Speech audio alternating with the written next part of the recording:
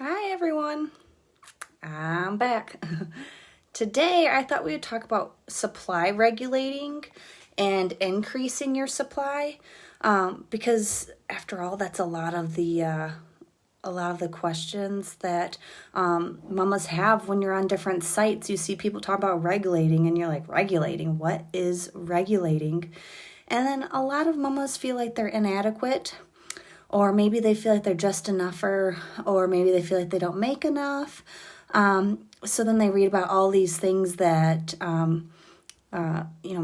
might help increase supply. So let's talk about that, because after all, we all like to have a few bottles saved up, and we also want to make sure baby obviously is getting enough food. So first and foremost, regulating. What is it? What does it mean? How does it happen? How do you know if you're regulating? All right, so as we mentioned and talked about yesterday, colostrum is what you first get, and then within 3 to 5 days, it turns into milk. But when do you regulate? What does that even mean? So regulating generally happens around the 12-week mark. Some people might do it a little bit beforehand, and some might do it a little bit afterwards.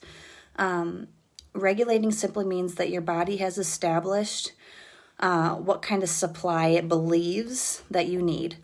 So you might notice that when your milk first comes in, you got a lot, right? You're constantly engorged. And let's talk about engorgement real quick.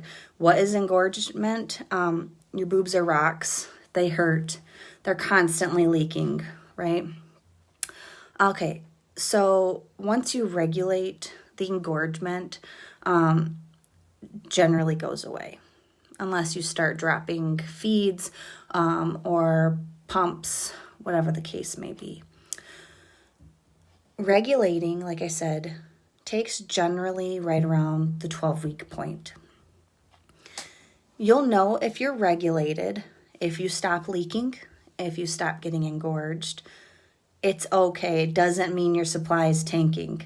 Like I said, a lot of times your body is like mass producing when you first start making milk because it has no idea. Are we feeding 1 baby, 2 babies, 5 babies, 10? We don't know. Your body doesn't know. So your body is trying to figure out how much to make. So this is when we talk about supply and demand. The more you demand it, the more supply you make. The more your baby demands it, the more supply your body makes. So your baby feeds 8 times a day when it's a newborn, 8 to 12, depending on who your baby is and, how long your baby likes to feed for. That's as a newborn, okay? So you demand that much. That's how much supply your body's going to make. For me, when I had my first, I frankly had no idea about supply and demand. It's basic economics. We learn about it in high school. We learn about it in college, at work. It's in our everyday lives, right? So why it never crossed my mind, I don't know. But my problem with my first was that my body had all this milk when it first came in. So I quick pumped a bunch, right? And I was like, oh, cool. I can skip a bunch of pumping because I've got the milk in the fridge, right? Wrong. Don't do it. Don't do it. Don't skip it. Because you'll mess yourself up. And that's something I didn't know. So, right out of the gate, if you decide to be a pumper, pump either right before baby feeds or right after baby feeds.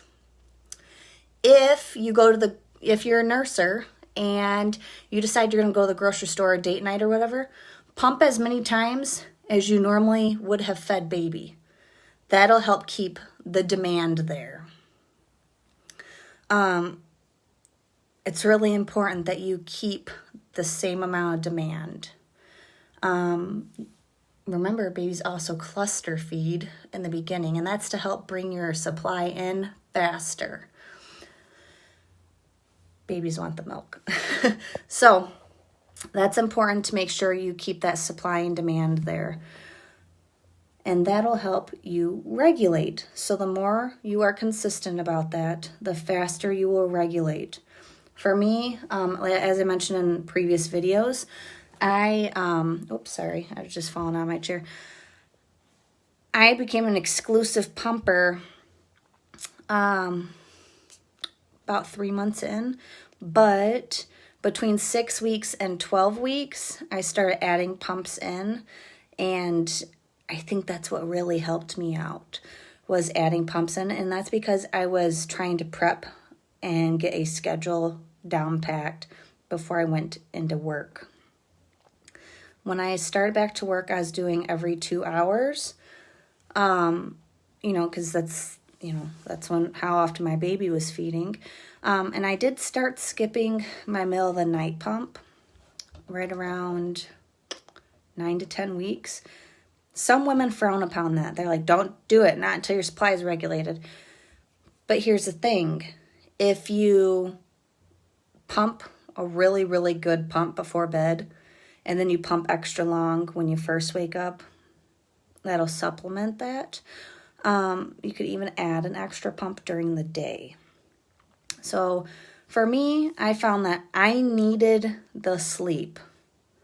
That to me was most important. That was more important to me. My physical body, my mental well-being, everything needed the sleep. So I skipped the middle of the night pump. I dropped it. I'm done. I'm out. Call it good, right? What I did is after I put the baby to bed for the night, I'd pump. And then I'd sit and have like 40 minutes of me time, including a shower. And then when I was done with the shower, because the shower gets you nice and relaxed too, and it's nice and warm, I felt like that helped with milk flow. I'd quick do a 15-minute pump before I went to bed, just to make sure we were good and totally drained. I'd go to bed, and then I'd wake up in the morning, and I'd do a longer pump, about 15 minutes longer than my other pumps. And that, for me, really helped. So back to regulating. Regulating just simply means that you've established how much milk your body needs to make, how often your baby's eating. Generally, by the 12-week mark, your baby has established a routine. And if you're like me, I like everything scheduled. So I helped get my baby on a scheduled feeding routine, rather as nursing or pumping. It helped me know why baby was crying. If it was like 10 to 15 minutes before a feed, I knew, okay, we're getting hungry. But without the schedule, I was like, why are you crying? Stop crying. That's personal preference. Some women say you overfeed baby that way. Some people say you're underfeeding baby that way. But again, personal preference. For me, it helped my sanity because I knew why baby was crying. And it helped my husband know why he was crying or why my daughter was crying. So that for us helped. But it also keeps you on track with your pumps or feeds and makes sure that supply and demand is there. That helps get you regulated. Most women don't leak much, if at all, after they regulate because you've established a routine and a schedule. So that first 12 weeks is really important, but not leaking as much or as often and not being engorged as much as you were in the beginning is a sign of regulation, meaning that you've regulated, and that's a good spot to be. Next up would be a lot of women feel like they don't produce enough. And there's cookies out there, lactation cookies, there's recipes, there's cookies you can buy, there's brownies you can buy, there's people that say eating lots of oatmeal and, just different things you eat can help increase supply. But a lot of things that I read and learned is that it really doesn't matter what you eat, as far as oatmeal cookies and things like that, because your body's going to do what it needs to do anyways. So if you want to increase your supply, I highly, highly, highly recommend drinking 100 ounces of water. Frankly, we all need the water. You need it while you're pregnant. You need it while you're nursing or pumping. You need to replenish because milk is a lot of water. So when you pump all that out or you feed baby all that out, you're literally dehydrating yourself while you're doing that. You're depleting your resources. So replenish yourself. Give yourself the water it needs. For me, I always knew when I was dehydrated because my supply would tank. Drink that water. It'll help. A lot of women also report having a lower supply while you're on your menstrual cycle.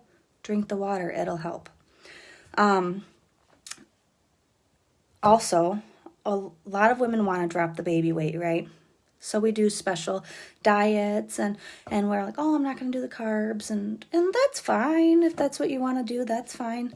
But again, what's your milk going to be made from if you are limiting your calories? Just a thought to think about. For me, with my first, I was so like, oh my God, I got to drop the weight because I gained 65 pounds of there. I was huge and I really wanted to drop the weight. But you know what? The second I stopped breastfeeding her, I stopped losing the weight. Granted, everyone's different. Some women don't lose the weight while they're breastfeeding. For me, I did. But calories are really very important. Calories and water intake. You got to make sure that you're doing that.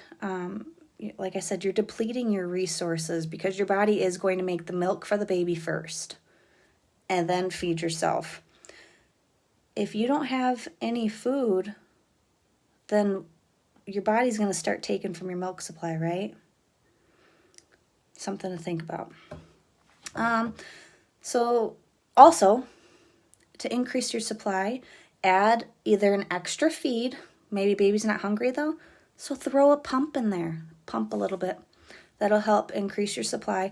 A lot of women like power pumping, which means 10 minutes on, 10 minutes off, 10 minutes on, 10 minutes off for an hour, because that creates that quick demand. Some women have success with that. Other women don't. Think of power pumping like cluster feeding, okay? So you're going to need to do it for like a week if you decide to do it. But some women, your nipples feel like they're going to fall off afterwards because you've been at it for so long. So you might experience that, but these are just some things to think about as far as regulating and increasing supply, or even maintaining your supply. Definitely think about the calories and the water intake. If for whatever reason you do feel dehydrated and you need a quick pick-me-up, think about a Gatorade or a Body Armor, but I wouldn't count on that as an everyday thing. There's a lot of sugar in that, and a lot of that sugar is going to go to your milk. So just give that a thought. Again, personal preference. Me personally, I didn't want all that sugar in my body, or my little guy's body. So once you get used to drinking 100 ounces a day, it's easy peasy. Get yourself a 33 ounce, Yeti, or 33 ounce tumbler, whatever it is. 3 of those a day. I would drink one before lunch, then I'd drink one after lunch before dinner, and then I'd drink one between dinner and bed. And I was golden. That's how I made sure that I was drinking my amount. So anyways, things to think about with regulating and increasing supply. Let me know if you got questions. Give me thoughts, comments, share with your friends. Let's help each other out. Mama to mama, sharing tips and tricks, things we all wish we knew. So yeah, talk to you guys later. Bye-bye.